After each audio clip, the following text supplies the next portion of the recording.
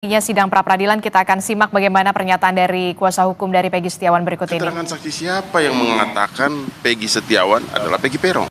Itu sama sekali tidak ada. Juga lagi bukti surat. Bukti surat itu ahlinya saja mereka memberikan keterangan, itu hanya petunjuk. Itu pun bukan petunjuk dalam kualifikasi 184 sebagai alat bukti, bukan. Harus ada pihak penyidik harus mencari bukti yang lain. Jadi surat, kemudian permohonan gerasi, itu kan hanya menunjukkan kaitan dengan Peggy Peron. Sekarang kita mau buktikan bahwa di mana kaitannya sama Peggy Setiawan. Makanya saya menganalogikan, saya mencoba mengganti namanya, katakanlah saya menganalogikan kemarin itu adalah Fulan bin Peron, kemudian Fulan bin Setiawan. Tapi kan ahlinya demikian, kalau menurut saya sangat subjektif sekali. Tapi yang pasti bahwa untuk menetapkan tersangka Peggy Setiawan tidaklah memenuhi dua alat bukti yang cukup. Karena bukti surat yang mereka ajukan juga kan bukan pendapat kami, tapi pendapat ahlinya itu hanya sebuah petunjuk. Kira-kira yang lain yang mana? Makanya terhadap permohonan kami ini, kami yakin bahwa ini sangat beralasan untuk dikabulkan oleh Hakim Tunggal. Kira-kira demikian. Hanya diserahkan saja begitu ya, Bang? Iya, diserahkan.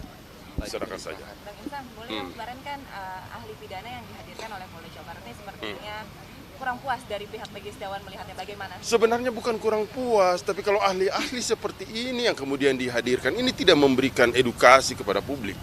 Karena dalam persidangan kita bukan hanya semata-mata membuktikan apa yang menjadi materi persidangan, tapi ini memberikan edukasi kepada publik.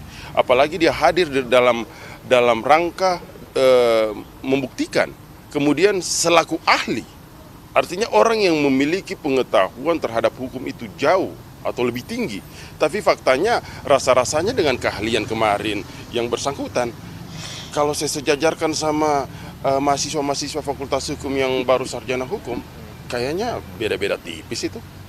Kan begitu, ya kan? Karena kami melihat terlalu subjektif, tidak pernah mau mengeksplor. Artinya selalu ketika penasihat hukum bertanya, selalu mengatakan bahwa tadi saya sudah jawab. Padahal you menjawab yang mana? Siapa yang lu jawab? Kemudian seorang ahli itu tidak bolehlah menolak pertanyaan. Sama dia mengatakan, oh saya tidak mau menjawab karena ini hanya sebatas materi pra-peradilan. Anda itu ahli. Anda itu bukan termohon atau pemohon. Anda bukan bagian dari ini, bukan bagian dari pihak. Seharusnya Anda ahli itu adalah Anda hadir untuk memberikan pendapat Anda sesuai dengan pengetahuan Anda dalam bidang hukum.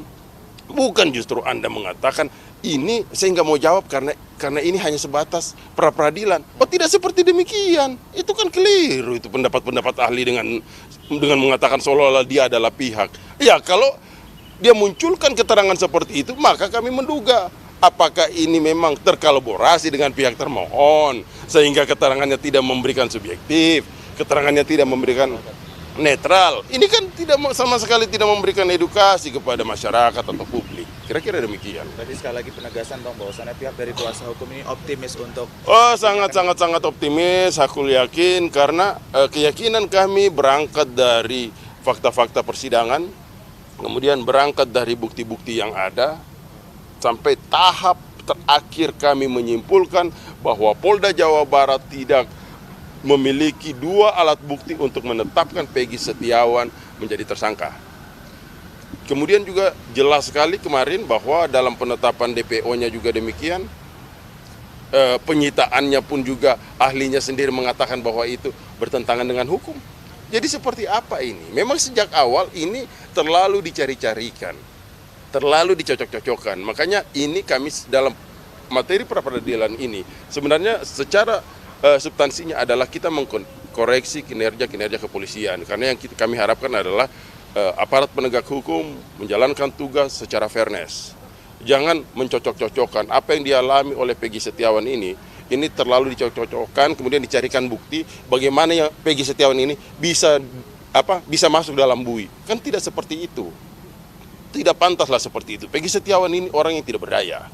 Orang yang hanya sebagai kuli bangunan kemudian harus bertanggung jawab terhadap, sekali lagi saya katakan, terhadap perbuatan yang sama sekali mereka tidak lakukan. Kan seperti begitu. Ini betul-betul Harapan kami putusan pengadilan ini menjawab rasa keadilan bagi si pencari keadilan. Mudah-mudahan demikian. Satu lagi ya, berita acara penyitaan barang itu seharusnya, berita acara penyerahan barang itu seharusnya kan motor disita. Motor itu disita tahun 2016. Tetapi berita acara penyerahan barang itu baru ada di 2024. Jadi ini sangat ganjil buat kita, sangat janggal gitu ya. Jadi kita minta supaya para penegak hukum ini tolong betul-betul harus perhatikan ini. Ya, khususnya hakim dalam memutuskan perkara pada hari Senin nanti. Ya.